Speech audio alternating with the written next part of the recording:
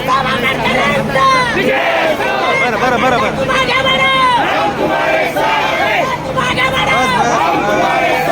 आजी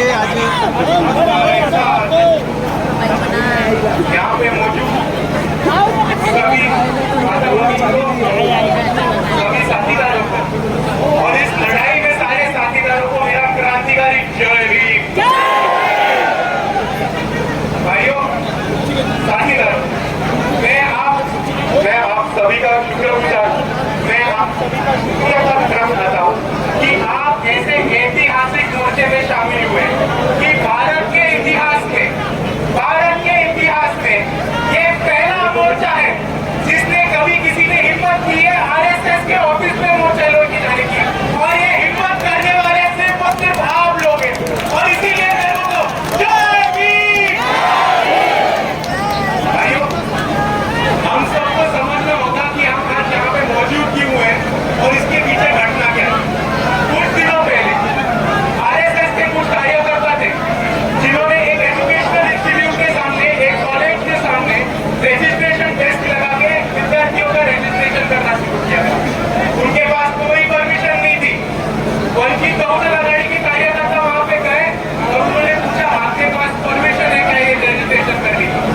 और जब उनको पता चला कि आरएसएस के कार्यकर्ताओं के पास कौन सी भी रजिस्ट्रेशन की परमिशन नहीं है, तब उन्होंने कहा कि आप ये इलीगल एक्टिविटी कर रहे हो, आप कॉलेज में इलीगल एक्टिविटी कर रहे हो और आप यहाँ से चले जाओ। और वंचित बहुजन आघाड़ी के कार्यकर्ताओं ने आरएसएस के कार्यकर्ताओं से वहां से आगे भगा दिया। और भाइयों, यहाँ ये सिलसिला खत्म नहीं हुआ।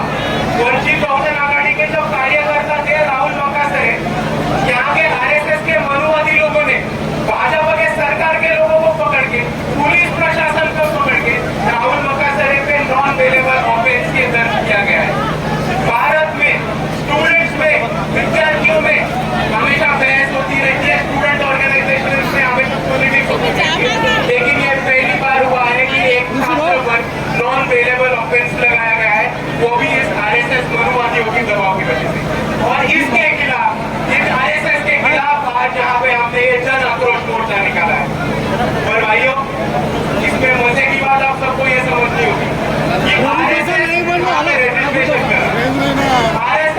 रजिस्ट्रेशन का डेस्क लगाया था। जिस ऑर्गेनाइजेशन का खुद का रजिस्ट्रेशन का पता नहीं है, वो किस मुंह से रजिस्ट्रेशन मांग रही है, यही मेरे को समझ में नहीं आया सबसे पहले।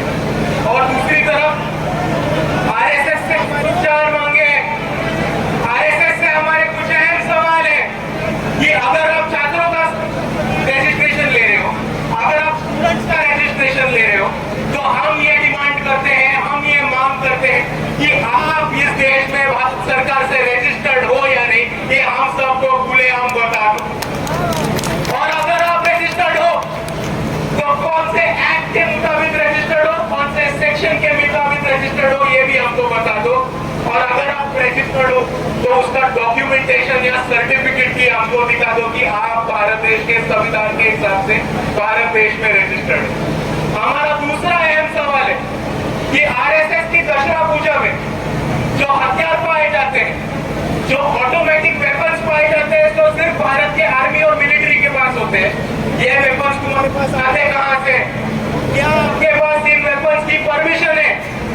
और अगर इनके पास वेपन्स की परमिशन नहीं है तो मैं पुलिस से यही कहूंगा कि जल्द से जल्द इन पे कार्रवाई करें और इन पे तहकीकात करें। और हमारा तीसरा मुद्दा है कि आरएसएस संगठन बनाता है, चंदा इकट्ठा करता है, वर्गणी इकट्ठा करता है, तो हम इनसे ये पूछना चाहते हैं कि आप कौन से जोर पर, कौन से बलबूते पर चंदा इकट्ठा करते हो, नेटवर्क बनाते हो? अगर आप चंदा इकट्ठा करते हो तो उसका डिमांड और उसकी लिस्ट गवर्नमेंट को देते हो क्या? अगर आप इनकम टैक्स भरते हो क्या? अगर आप चंदा इकट्ठा करते हो तो इनकम टैक्स भरते हो? और यही हमारी 4 डिमांड्स है, और यही 4 डिमांड से हम ये कहना चाहते हैं कि आरएसएस ये खुद को संविधान के सामने सरेंडर कर दे और अपना जो ऑर्गेनाइजेशन है वो भारत के संविधान से चलाए। भाइयों, आपको मुद्दा समझना होगा।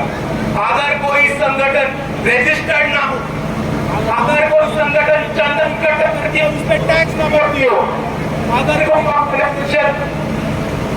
इलीगल वेपन, ऑटोमेटिक वेपन, भारतीय आर्मी के वेपन्स अपने पास रखती है विदाउट लाइसेंस, तो क्या उनको टेररिस्ट ऑर्गेनाइजेशन नहीं माना जाएगा? जरूर माना जाएगा। और इसीलिए हम यहाँ कहने आए हैं कि हम संविधानवादी है, हम अम्बेडकरवादी है, हम सब बाबा साहब के संविधान से और भारत के कानून से चलने वाले लोग हैं। और हमारी यही जिद है, हमारी यही मांग है कि आरएसएस भी भारत के संविधान से और भारत के कानून से चले और आगे चलता है। और इसीलिए मैं आप सभी से इतना ही कहना चाहता हूँ कि आप सभी को आज तक दिख चुका होगा कि ये भारत के इतिहास में आरएसएस के कार्यालय पे निकला हुआ पहला मोर्चा है। और वो किसी ने निकाला है तो वो सिर्फ और सिर्फ वंचित बहुजन आघाड़ी के कार्यकर्ता ने, और सिर्फ किसी ने निकाला है तो बाला साहब अम्बेडकर के सिपाहियों ने, और सिर्फ किसी ने निकाला है तो वो बाबा साहब अम्बेडकर के भीम सैनिकों ने। और इसीलिए मैं कह रहा हूं कि हमको बहुत लोग आके नाम रखते हैं, बी टीम बोलते हैं, अलग अलग चीजें बोलते हैं, लेकिन ये आप सबका काम है, ये आप सबकी जिम्मेदारी है कि हर आदमी तक पहुंचना, हर आखिरी आदमी तक पहुंचना और उनको पूछना कि वंचित बहुजन आघाड़ी ने आरएसएस के कार्यालय में मोर्चा निकाला है, तेरे में है हिम्मत? तुम्हें है ताकत? अगर दम है तो शामिल होकर दिखाओ। और इसीलिए मैं बोलता हूँ कि आज भारत में जो पहला मोर्चा निकाला है, कौन सी पार्टी ने निकाला है? देखो हमारे स्टेट पे कौन है, देखो हमारे स्टेट पे दलित है, आदिवासी है, भटके विमुक्त है, बहुजन है, मुसलमान है, तृतीयपंथी समाज के लोग हैं। और ये वंचित बहुजन आघाड़ी की ताकत है।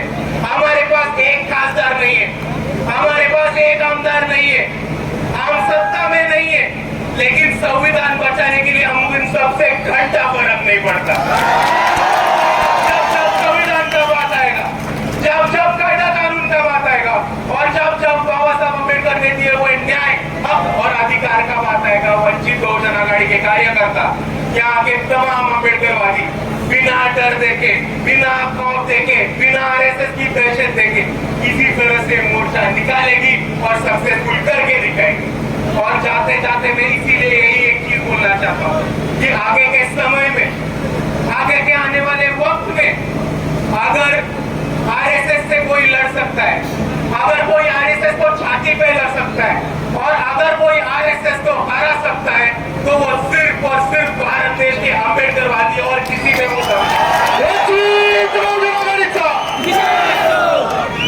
और इसीलिए जाते जाते मैं आप सभी को यही कहूंगा कि आगे हमारा मोर्चा होगा, आगे के लोगों का भाषण होगा, वंचित बहुजन आघाड़ी के इतर पदाधिकारी, राज्य के पदाधिकारी बात करेंगे और हमें शांतिपूर्वक मोर्चा निकालना है।